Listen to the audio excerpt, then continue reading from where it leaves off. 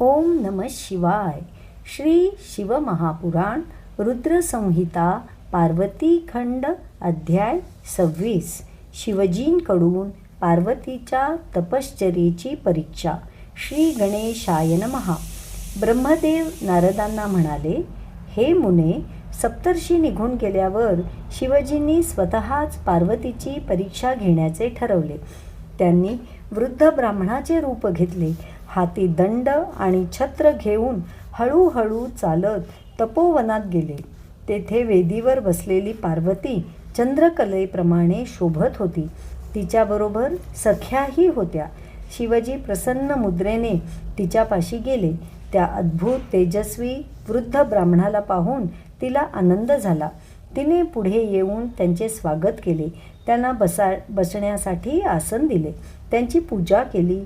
उत्तम आदरातिथ्य केले. त्यांचे कुशलवृत्त विचारले. ती म्हणाली, विप्रवर्य, तुम्ही श्रेष्ठ वेदज्ञ आहात असे वाटते. तुमच्या तेजाने हे तपोवन प्रकाशमान झाले आहे. तुम्ही कोण आहात? कोठून आला आहात? ब्राह्मण म्हणाला, मी इच्छेनुसार कुठेही जातो. माझे शरीर थकलेले असले तरी मी तपस्वी आहे. दुसऱ्यांना सुख देणारा आणि परोपकारी आहे. तू कोणाची कन्या आहेस? या निर्जन वनात कशासाठी तपश्चर्या करत आहेस? तप करणे हे मुनिजनांनाही त्रासदायक वाटते. तू बालाही नाहीस आणि वृद्धाही नाहीस. तू तरुणी दिसत आहेस. मग पतीशिवाय या वनात कठीण तप का करत आहेस? हे तपस्विनी, तू कोणाची सहचारिणी आहेस? तुझा पती कोठे दिसत नाही? तो तुझे पोषण करत नाही काय? का तुला टाकून दुसरीकडे निघून गेला आहे? तुझे कुळ कोणते? तुझा पिता कोण? तुझे नाव काय? तू खूप सुंदर आहेस. तुला तपश्चर्या करून स्वतःला कष्ट देण्याची आवश्यकताच नाही. तुझ्याकडे पाहिल्यावर तू सावित्री आहेस, लक्ष्मी आहेस की सौंदर्यवान सरस्वती आहेस हेच कळत नाही. ब्राह्मणाची जिज्ञासा पाहून पार्वती म्हणाली, महाराज, मी सावित्री, लक्ष्मी वा सरस्वती नाही. मी हिमालयाची कन्या पार्वती आहे. मागील जन्मात दक्षकन्या सती होते. त्यावेळी पित्याने माझ्या पतीची निंदा केली म्हणून मी स्वदेहाचा त्याग केला. या जन्मातही मला शिवजींचा सहवास व त्यांच्या सेवेची संधी मिळाली होती. पण दैवयोगाने कामदेवाचे भस्म करून ते अंतर्धान पावले. मी त्यांच्या दर्शनास पारखी झाले. त्यामुळे माझे मन फारच उद्विग्न झाले. मी घर सोडून या गंगातीरी तप करण्यासाठी आले. शिवजींना पतिरूपात प्राप्त करण्यासाठी प्रदीर्घ तपश्चर्या केली, परंतु यश आले नाही. आता जगून काय करायचे म्हणून मी अग्निप्रवेश करण्याचा निश्चय केला आहे. तेवढ्यात तुमचे आगमन झाले म्हणून मी क्षणमात्र थांबले. आता तुम्ही जा. शिवजींना माझा अंगीकार केला नाही म्हणून मला जगण्यात रुची राहिलेली नाही.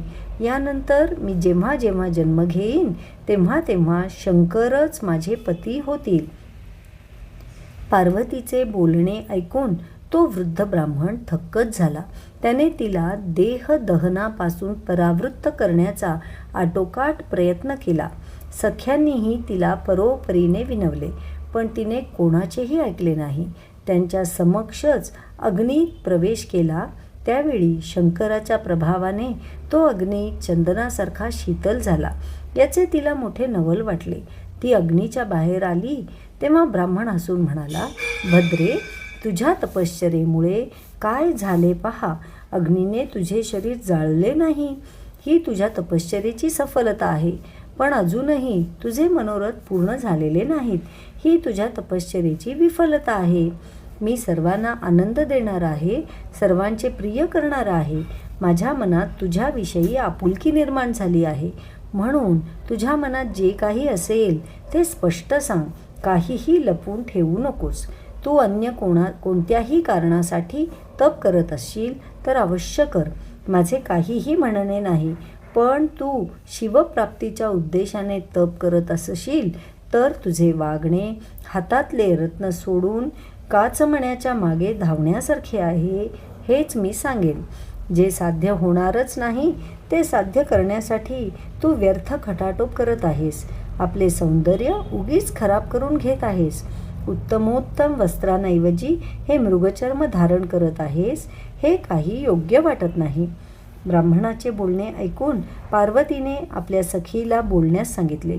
तेव्हा विजया म्हणाली, महाराज, मी तुम्हाला पार्वतीचे चरित्र सांगते. हिच्या तपश्चर्येचे कारणही सांगते. ही आमची सखी गिरिराज हिमालयाची कन्या आहे.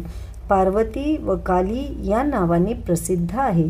अजून हिचा विवाह झालेला नाही. शंकरांशिवाय दुसऱ्या कोणाशी विवाह करण्याची हिची इच्छा नाही. तेच पती म्हणून लाभावेत म्हणून हिने तपश्चर्या आरंभली आहे. 3000 वर्षापासून तळमळीने तप करत आहे. या अवधीत हिने लावलेले वृक्ष मोठे झाले, अनेक वेळा फुलांनी बहरले. मग नारदांच्या उपदेशाने हिने आरंभ केलेली तपश्चर्या सफल नाही का होणार? द्विजवर्य, तुम्ही जे विचारले ते मी तुम्हाला सांगितले. या व्यतिरिक्त आणखी काय सांगू? त्यावर ब्राह्मण हसून म्हणाला, मुली, तू खरे बोलत आहेस की माझी थट्टा करत आहेस? तू जे बोललीस ते सत्य असेल तर या तुझ्या सखीने ते स्वमुखाने सांगावे एवढीच माझी अपेक्षा आहे. अध्याय 26 समाप्त.